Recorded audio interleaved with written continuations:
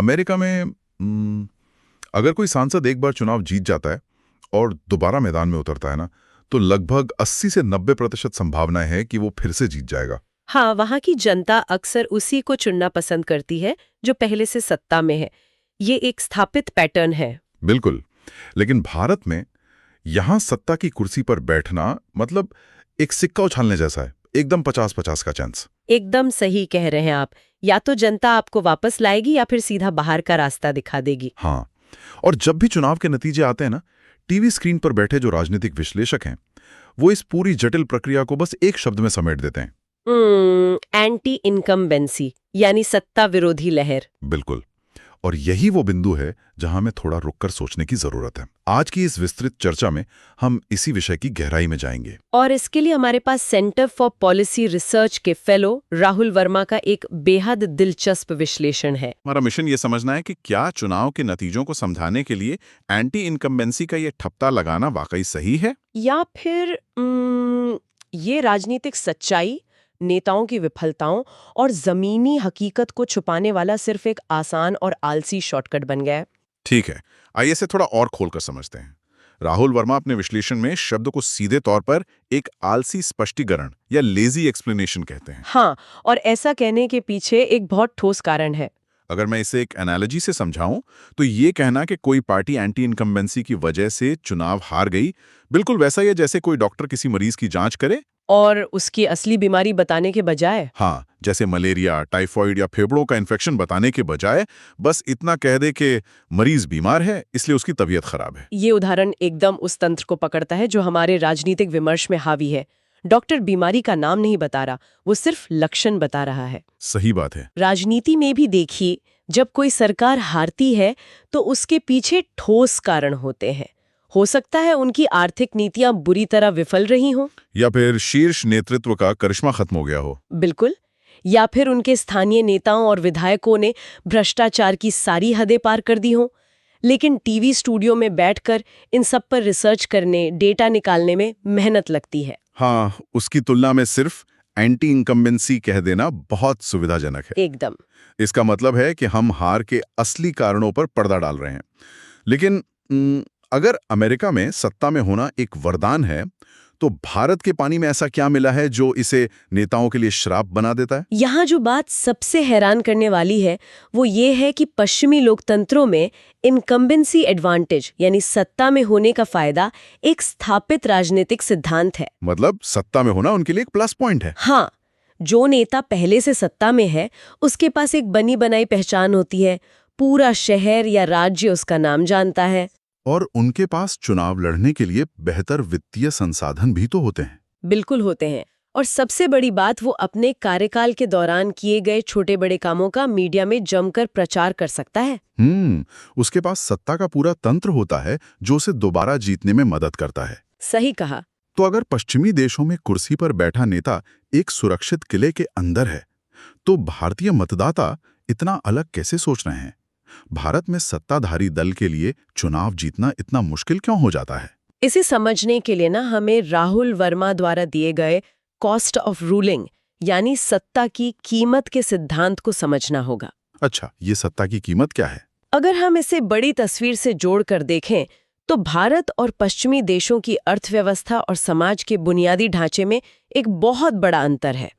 पश्चिमी देशों में प्राइवेट बाजार बहुत मजबूत है। हाँ, वहाँ के नागरिक अपनी बुनियादी जरूरतों जैसे नौकरी, स्वास्थ्य या शिक्षा के लिए पूरी तरह से सरकार का मुंह नहीं ताकते। बिल्कुल, लेकिन भारत में स्थिति बिल्कुल उलट है। यहाँ लोग अपनी रोजमर्रा की भलाई, सड़क, बिजली, पानी, स्वास्थ्य और रोजगार के लिए बहुत हद तक राज्य पर निर्भर हैं। ये बिल्कुल ऐसा है जैसे पूरा देश एक ही विशाल पावर ग्रिड से जुड़ा हो। पश्चिमी देशों में लोगों के पास अपने प्राइवेट जनरेटर्स हैं। हाँ, तो अगर मेन ग्रिड में कोई खराबी आती भी है तो उनका काम चलता रहता है और वे सरकार को उतना दोष नहीं देते। लेकिन भारत में चूंकि हर कोई उसी इकलौते सरकारी ग्रिड से जुड़ा है, तो जब भी कहीं कोई स्पार्क होता है, बिजली जाती है या सड़क पर गड्ढा मिलता है, तो सीधा दोष सरकार पर आता है। यह एनालॉजी पूरी तरह से सटीक है। इस अत्यधिक राज्य निर्भरता का सीधा सा गणित यह है कि कोई भी सरकार लोगों की असीमित उम्मीदों को कभी पूरा नहीं कर सकती, क्योंकि संसाधन सीमित हैं और मांगे अनंत है ना? बिल्कुल, इसलिए सरकार जैसे ही अपना पहला दिन पूरा करती है, असंतोष की घड़ी टिक टिक करना शुरू कर देती है। मतलब सत्ता में बिताया गया हर एक दिन किसी न किसी वर्ग में निराशा पैदा करता है। हाँ, और यही वो सत्ता की कीमत है जो हर दिन भारी होती जाती है। और भारत जैसे विशाल देश में तो ये चुनौती कई गुना बड़ी हो जाती होगी। यहाँ समाज इतना विविध है कि आप एक ही समय में सबको खुश कर ही नहीं सकते। यही कॉस्ट ऑफ रूलिंग का दूसरा सबसे बड़ा कारण है, हमारी सामाजिक विविधता। भारत का समाज अलग अलग जातियों, धर्मों, भाषाओं और आर्थिक वर्गों का एक बहुत ही जटिल ताना बाना है। सत्ता में बैठी किसी भी पार्टी को इन सबको साथ लेकर एक गठबंधन बनाना पड़ता है, लेकिन नीतियां बनाते समय एक जीरो सम गेम जैसी स्थिति बन जाती है। जीरो सम गेम मतलब अगर एक को फायदा हुआ तो दूसरे को नुकसान। बिल्कुल। मान लीजिए सरकार किसी एक खास सामाजिक समूह के विकास के लिए कोई योजना लाती है या उन्हें कोई लाभ देती है।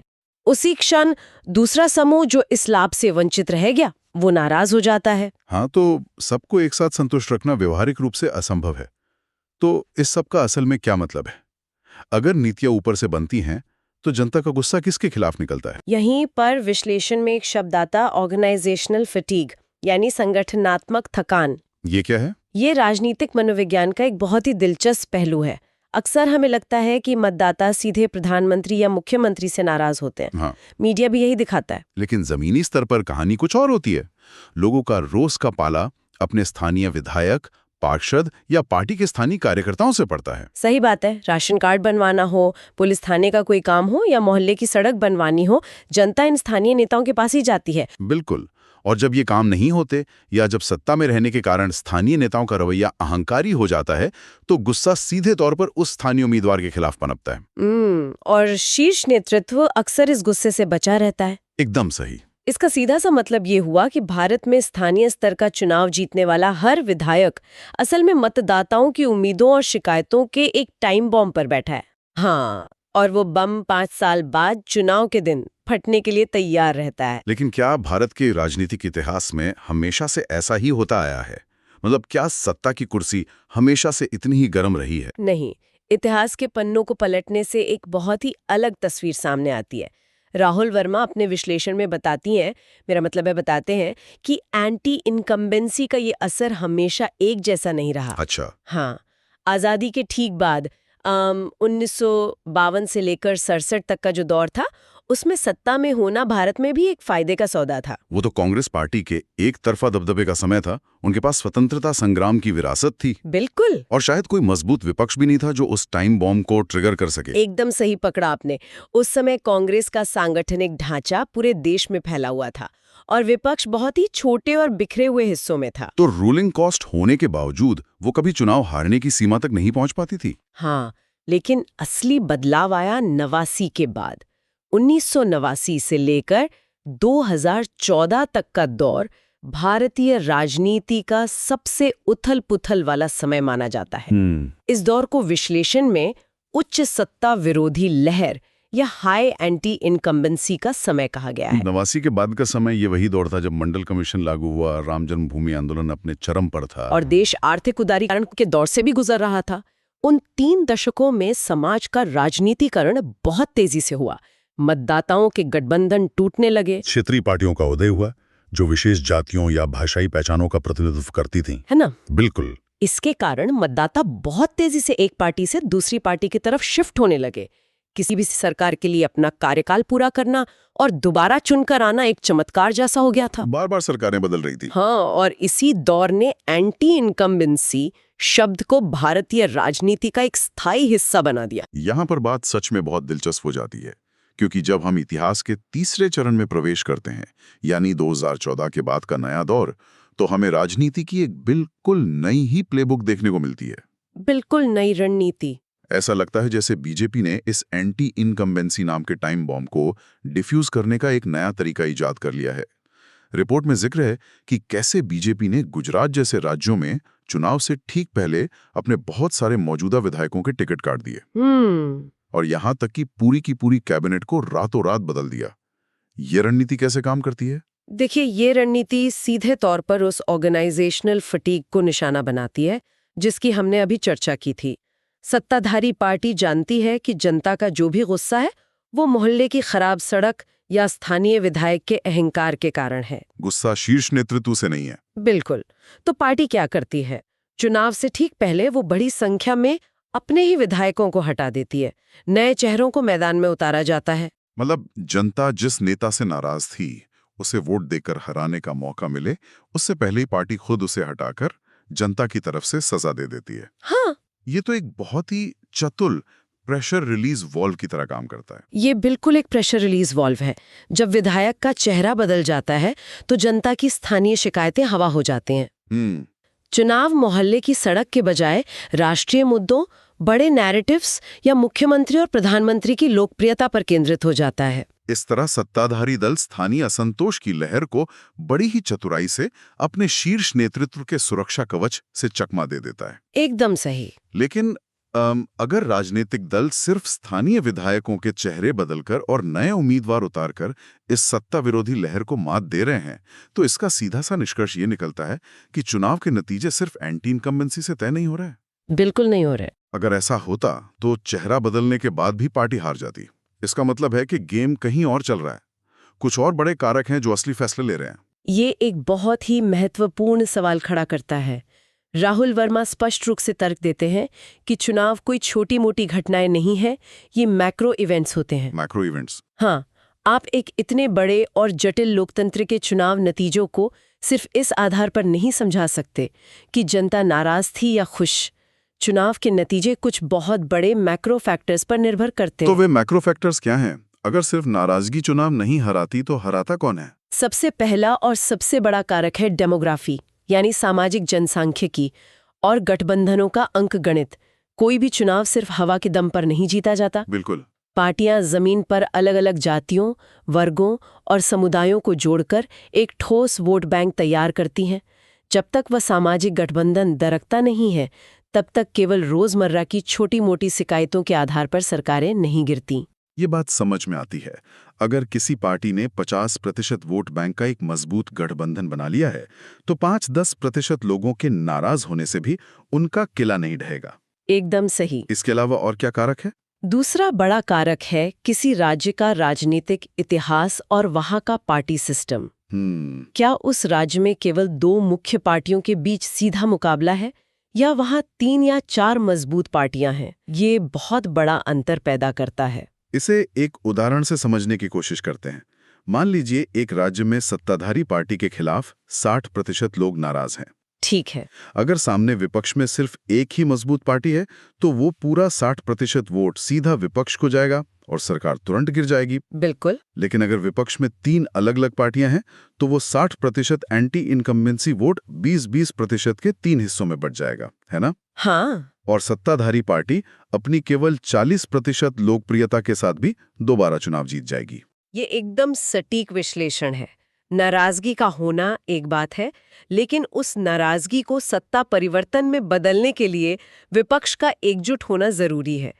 अगर विपक्षी वोट बढ़ रहा है तो एंटी इनकम्बेंसी बेअसर हो जाती है। इसके बाद राहुल वर्मा एक तीसरे और आज के दौर के सबसे निर्णायक कारक की बात करते हैं, संसाधनों की असमानता या रिसोर्स डिस्पैरिटी। संसाधनों की असमानता का मतलब पैसों से है? सिर्फ पैसा नहीं, ये संगठनात्मक ढांचे, कार्यकर्ताओं की फौज, डेटा एनालिटिक्स और मीडिया तक पहुंच के बारे में भी है। अच्छा। आज के समय में बीजेपी के पास देश के राजनीतिक इतिहास का शायद सबसे मजबूत और विशाल संगठनात्मक ढांचा है। जब किसी एक पार्टी के पास इतने असीमित संसाधन होते हैं और विपक्ष के पास उसका एक अंश भी नहीं होता, हाँ, तो सत्ताधारी पार्टी अपने संगठन की ताकत से किसी भी संभावित सत्ता विरोधी लहर को कुचल सकती है या उसकी दिशा मोड़ सकती है। लेकिन रुकिए, यहीं पर मैं एक तार्किक चुनौती पेश करना चाहता हूँ। बताइए। हमारी चर्चा की शुरुआती हिस्से में हमने कहा था कि भारत में रूलिंग कॉस्ट बहुत ज्यादा है, सत्ता में बिताया हर दिन असंतोष बढ़ाता है। हाँ, बिल्कुल कहा था। लेकिन अगर हम भारत के नक्शे को देखें तो पश्चिम बंगाल में वामपंथी दल लगातार 34 सालों तक सत्ता में कैसे टिके रहे? या फिर अगर आज की बात करें तो गुजरात में बीजेपी पिछले 25-27 सालों से लगातार कैसे राज कर रही है? अगर हर दिन असंतोष बढ़ता है तो ये पार्टियां दशकों तक सत्ता में कैसे बनी रह सकती हैं? क्या ये उदाहरण हमारी उस पूरी रूलिंग कॉस्ट वाली थ्योरी को ही तार-तार नहीं कर देते? ये एक बहुत ही शानदार और धारदार सवाल है। ऊपरी तौर पर देखने से ऐसा ही लगता है कि ये थ्योरी गलत साबित हो गई। हाँ, लेकिन राहुल वर्मा का विश्लेषण यहीं पर अपनी असली गहराई दिखाता है।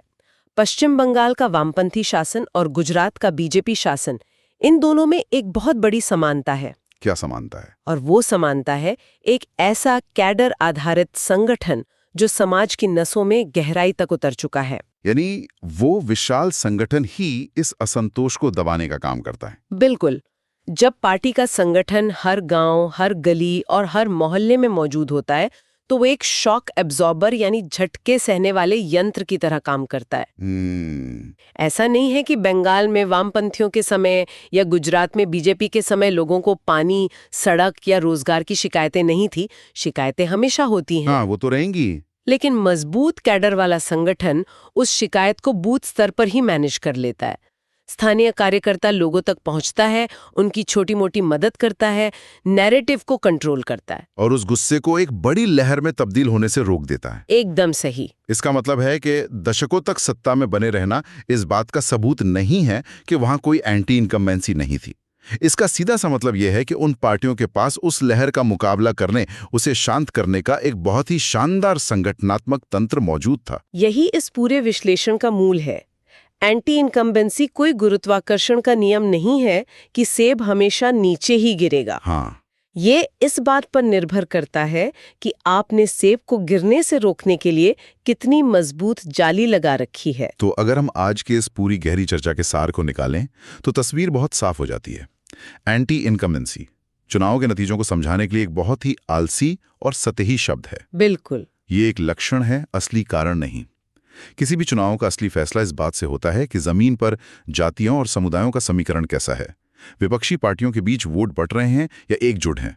हाँ, और चुनाव लड़ने के लिए पैसा और संगठन किसके पास ज्यादा है। और सबसे महत्वपूर्ण, सत्ताधारी पार्टी स्थानीय स्तर पर पनपने वाले गुस्से को संभालने के लिए कैसी रणनीतियां अपनाती है, जैसे कि चुनाव से ठीक पहले विधायकों की पूरी फौज को बदल देना। और यही कारण है कि राजनीतिक विश्लेषकों को अब उस पुरानी आदत को छोड़ना होगा जहां चुनाव के नतीजे आते ही बस सत्ता विरोधी लहर बोलकर बहस खत्म कर दी जाती थी। हमें ये देखना होगा कि नीतियां कैसे काम कर रही हैं, विपक्ष क्यों विफल हो रहा है और राजनीतिक दल अपने संगठन का इस्तेमाल कैसे कर रहे हैं। लोकतंत्र के इस विशाल तंत्र को समझने के लिए हमें सतह से नीचे उतरना ही होगा। ये एक बहुत ही सशक्त और स्पष्ट निष्कर्ष है। इस चर्चा ने वास्तव में चुनाव देखने के हमारे नजरिए को बदल दिया है। लेकिन इस विस्तृत चर्चा को खत्म करने से पहले मैं एक ऐसा सवाल उठाना चाहता हूं जो इस पूरी बातचीत से निकल कर आता है। बिल्कुल, बताइए। ये सवाल स्रोत में सीधे तौर पर नहीं लिखा है, लेकिन हमारे लोकतंत्र के भविष्य के लिए बहुत अहम है। हमने देखा कि कैसे राजनीतिक पार्टियां स्थानीय असंतोष से बचने के लिए एक बहुत ही चतुर तरकीब अपना रही हैं। वे चुनाव से ठीक पहले अपने मौजूदा विधायकों के चेहरे बदल देती हैं। हाँ, एक प्रेशर वाल्व की तरह। बिल्कुल। वे उस प्रेशर वाल्व को खोलकर मतदाताओं के गुस्से को शांत कर रही हैं और चुनाव जीत रही हैं। लेकिन सोचने वाली बात यह है, अगर राजनीतिक दलों की ये चेहरा बदलने की तरकीब लगातार इसी तरह कामयाब होती रही तो क्या भविष्य में हमारे स्थानीय नेताओं की जनता के प्रति कोई जवाबदेही बचेगी ही नहीं? ये तो बहुत ही गहरा सवाल है ना?